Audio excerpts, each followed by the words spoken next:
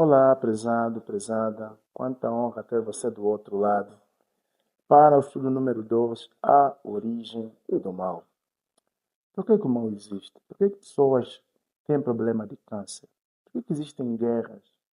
Por que terremotos chegam de derrubar cidades inteiras? Pessoas são colocadas na sepultura quase como se não tivessem vivido. Estas e outras perguntas nós estaremos olhando para o mesmo à luz do Manual dos Princípios. Por isso eu convido você a fazer parte desta caminhada da nossa série e relembrar que nós temos o primeiro módulo, que abrange 10 estudos, esse é o número 2, e depois haverá mais outro módulo, e com certeza você pode ainda solicitar outra série de estudos bíblicos como Daniel, bem como também o livro do Apocalipse. Querido estimado amigo, é uma honra ter você do outro lado e vamos examinar a respeito da origem do mal.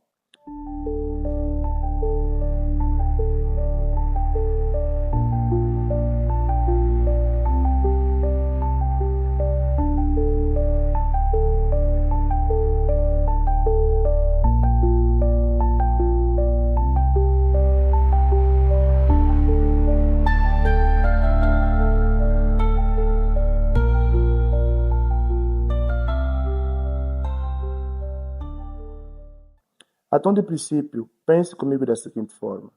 Existem pelo menos 3 céus. O primeiro céu é conhecido como Zênite. Esse que nós enxergamos logo ao amanhecer. O céu azul. O segundo céu é o céu galaxial, que só aparece à noite. Na verdade, aquele monte de estrelas que você vê por ali é composto por nebulosas, é composto por um grupo de estrelas, satélites que são as luas, mas também a mais de distâncias luzes nós encontramos algumas galáxias. Esse é o segundo céu. E o terceiro céu, onde está o trono de Deus? É lá onde tudo começou. Deus havia criado um monte de anjos, uma série de anjos, entre eles um ser muito inteligente, que provavelmente ele tinha uma capacidade de entoar hinos que era extraordinário. Este ser, a Bíblia o apresenta com muitos atributos. Por exemplo, é conhecido como Lúcifer, e a palavra Lúcifer é composição de duas palavras latinas, a palavra lute e a palavra ferro, né? Lucifer, portador de luz. Mas também aparece com o nome de Diabolos. E Diabolos vem da palavra dia, mas a palavra balo. Então, Diabolos é aquele que foi lançado. Todavia, este ser foi criado como portador de luz. Como entendemos isso? Onde encontramos isso no manual sagrado? Olha aqui no livro de Isaías, capítulo de número 14, versículo 12. A palavra do Senhor nos informa, 14, versículo 12. Veja como você caiu do céu, ó estrela da manhã. E na Vulgata Latina, uma Bíblia antiga em latim, aparece aqui a palavra Lúcifer, filho da alva. Veja como você foi lançado por terra. Você que debilitava as nações, você que pensava assim, olha o seu sonho. Subirei ao céu, exaltarei o meu trono acima das estrelas de Deus, e me assentarei no monte da congregação, na extremidade do norte, subirei acima das mais altas nuvens e serei semelhante ao Altíssimo. Meu amigo, como é que numa terra perfeita começou a surgir esse tipo de pensamento? A Bíblia silencia sobre isso, mas existem algumas evidências muito fortes dentro do livro dos princípios. Na verdade, tu e eu, quando lemos o livro de Ezequiel, o capítulo de número 28, encontramos aqui algumas afirmações muito interessantes. Em Ezequiel, capítulo de número 28, a partir do versículo de número 13, a Bíblia diz assim: Você estava no Éden, jardim de Deus, e se cobria de todas as pedras preciosas, sárdio, topázio, diamante, barilho, o ônix, a jaspe, a safira, o carbúnculo, a esmeralda. Os seus engastes e ornamentos eram feitos de ouro e foram preparados no dia em que você foi criado. Olha o versículo número 14. Você era um querubim da guarda que foi ungido e eu te estabeleci. Você permanecia no Monte Santo de Deus e andava no meio das pedras brilhantes. Você era perfeito nos seus caminhos desde o dia em que foste criado, até que se achou iniquidade em você. Agora guarde bem o versículo 16 e último. Na multidão do teu comércio você encheu de violência e pecou, e por isso, ó querubim da guarda, eu o profanei e lancei fora do monte de Deus. Eu o expulsei no meio das pedras brilhantes. Prezado amigo, esse versículo nos informa que Deus criou um ser perfeito, um anjo perfeito.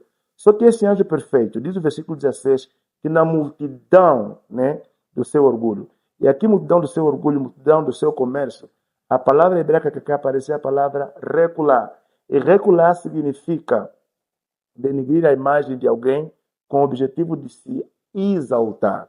Era exatamente isso. Lúcifer, que era um ser perfeito, misteriosamente em seu coração nasceu o sentimento de querer ser superior ou igual ao Altíssimo, e com essa intentona no coração, ele começou a semear discórdia no meio de muitos anjos. E de repente havia dois grupos de anjos, os anjos do bem e os anjos do mal. E os anjos do mal referimos-nos àqueles que se associaram a Lúcifer. E Deus convoca ali um concílio com todos os anjos, e depois de uma boa conversa com eles, Lúcifer se mostrou mesmo relutante contra Deus. Ele, pela primeira vez, danificou a imagem de Deus no universo inteiro. E todos os anjos, todos os seres de outras galáxias, estavam de olho para observar como é que Deus deveria responder a esse problema. Foi ali que Deus estabeleceu o tempo. Porque muitas vezes a gente se pergunta, né? Se Deus sabia que esse anjo devia se rebelar e se rebelou, por que não o destruiu ali? E ali acabaria com o sofrimento. Mas sabe, é que o inimigo levantou acusações contra Deus, que é o termo recular que nós observamos aqui. E um desses termos foi que Deus é abusivo, Deus mata. Deus colocou algumas regras que se a gente tiver que se levantar contra, então ele poderá nos destruir. Se Deus destruísse ali Lúcifer, todos os anjos, todos os seres de outras galáxias diriam que Lúcifer tinha razão. Então Deus, que tem um olhar de omnisciência, ele colocou o tempo. E ali com o tempo, as coisas foram se mostrando cada vez mais evidentes. E ali não houve escapatória, aconteceu um cenário que está aqui no livro de Apocalipse, o capítulo de número 12, versículo de número 7. A palavra então diz: então estourou a guerra no céu. Miguel e os seus anjos lutaram contra o dragão, também o dragão e seus anjos lutaram, mas não conseguiram sair vitoriosos e não havia mais lugar para eles no céu. E foi expulso o grande dragão, a antiga serpente, que se chama Diabo e Satanás, o sedutor de todo mundo. Guarde bem a palavra, o sedutor de todo mundo. Ele foi atirado para a terra e com ele os seus anjos. Então ouvi uma voz forte no céu proclamando, e o céu aqui está no singular: agora veio a salvação, o poder, o reino do nosso Deus e a autoridade do seu Cristo, pois foi expulso o acusador de nossos irmãos, o mesmo que o acusa de dia e de noite diante do nosso Deus. Nosso Deus. Versículo 11. Eles o venceram pelo sangue do Cordeiro e por causa da palavra do testemunho que deram, e diante da morte não amaram a própria vida. Versículo de número 12 e último. Por isso, alegrai-vos, ó céus, e aqui está no plural, e vocês que neles habitam, para se referir a outras galáxias e outros mundos não caídos. Ai da terra e do mar, pois o diabo desceu até vós, cheio de fúria, sabendo que tem pouco tempo. Prezado amigo, essa guerra que começou no céu, depois ela foi lançada então para aqui por terra, veio acontecer aqui na terra. E o versículo número 7 do texto que nós lemos diz que houve batalha no céu. A palavra grega ali é a palavra polemon, a palavra batalha, dando a entender que a guerra não era um conflito físico a primor, era um conflito ideológico que depois teve consequências físicas. Essa guerra despoletou-se lá, veio parar aqui na terra, e Deus decide então fazer a criação, criar o ser humano, a sua imagem e a sua semelhança. Imagine qual foi o pensamento de Lúcifer, como nós lemos em Isaías, capítulo número 14, versículo 16. Diz que ele seria semelhante ao Altíssimo. Essa dieta que ele tinha no coração de querer ser semelhante ao Altíssimo foi exatamente o que ele usou para levar o primeiro casal à queda, ao engano. Está aqui no livro de Gênesis, capítulo 3, versículo de número 1 até o versículo de número 5. Diz a Bíblia: Mas a serpente, mais astuta de todos os animais selvagens que o Senhor tinha feito, disse à mulher: É verdade que Deus disse: Não comamos do fruto, não comam do fruto da árvore do jardim? A mulher respondeu à serpente: do fruto da árvore do jardim podemos comer, mas do fruto da árvore que está no meio do jardim, Deus disse: Vocês não devem comer, nem tocar nele para que não venham a morrer. Então a serpente disse à mulher: É certo que vocês não morrerão, porque Deus sabe que no dia em que dele comerdes, vossos olhos se abrirão, e como Deus vocês serão conhecedores do bem e do mal. Você percebeu? Assim como Lúcifer queria ser semelhante ao Altíssimo, agora ele passa essa receita para Adão e Eva. Podem comer, que vocês não vão morrer, antes, pelo contrário, vocês vão ser semelhantes a Deus. Infelizmente, Adão e Eva caíram, e de lá para cá, o mal se estendeu aqui nessa terra. Essa é a razão pela qual temos terremotos, temos problemas de racismo, tribalismo, temos problemas de guerra, há conflitos no lar.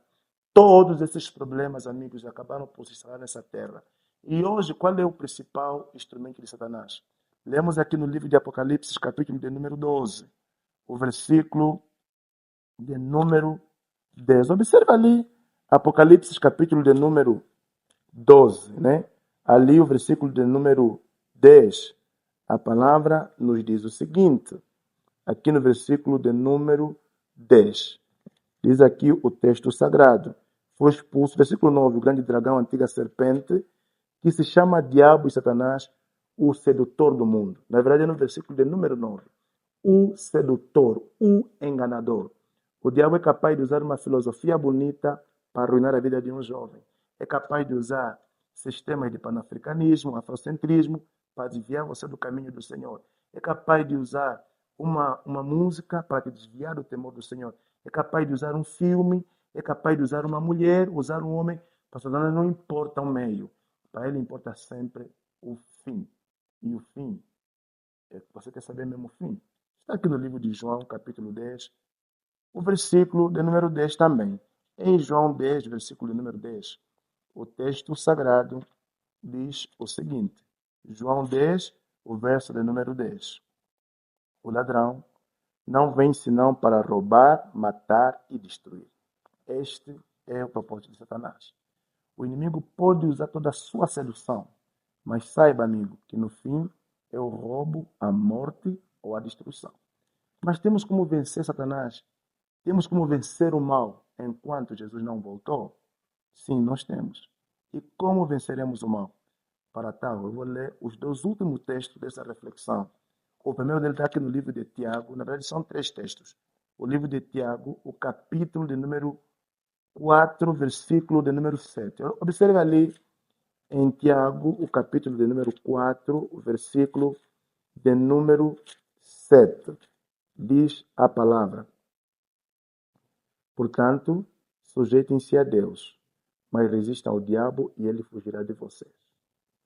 A dependência de Deus, a comunhão com Deus, já é em si a vitória contra as forças do mal, diz o texto sagrado.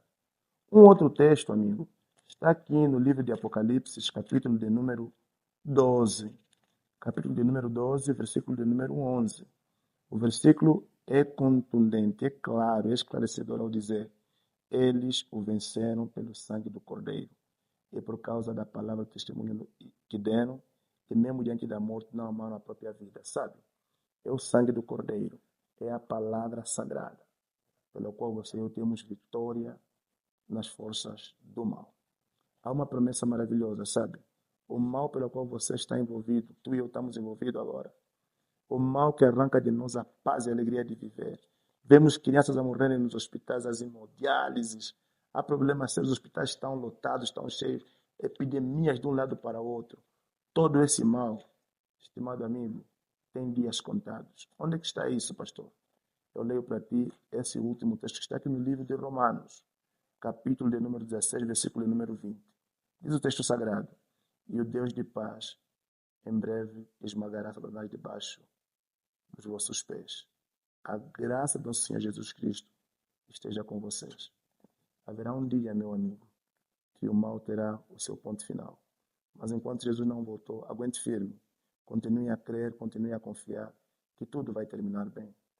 Talvez neste dia, ao perceberes a origem do mal, é teu desejo dizer, pastor, ore por mim, ajuda-me a vencer meus próprios defeitos, a vencer meus próprios pecados, a vencer as drogas, a prostituição. Não importa o tipo de vício, é no sangue do Cordeiro que a gente vence o mal. É teu desejo, assim, que isso aconteça na tua vida, por favor, inclina o teu rosto e vamos juntos falar com Deus. Obrigado, Senhor, pela tua palavra, que mostrou para nós, desmascarou, Senhor, de forma concreta, como é que o mal começou. A gente entende pela tua santa palavra que o mal ensina uma matéria, mas o mal, Senhor, é a consequência invasiva do ser humano que se rebela contra o Senhor. Mas, ó Pai do céu, eu oro para que o teu filho que está neste momento do outro lado, estuda a Bíblia conosco, a tua filha, papá, que dedicou esse tempo exclusivo de aproximadamente 15 minutos estudar a Bíblia conosco, receba da tua parte a vitória sobre o mal. Que não se desvencilhe, que não largue, Senhor, do braço de Jesus, porque é nele que encontramos a vitória sobre o mal. Seja conosco, o Senhor nos abençoe e nos guarde, em nome de Jesus. Amém.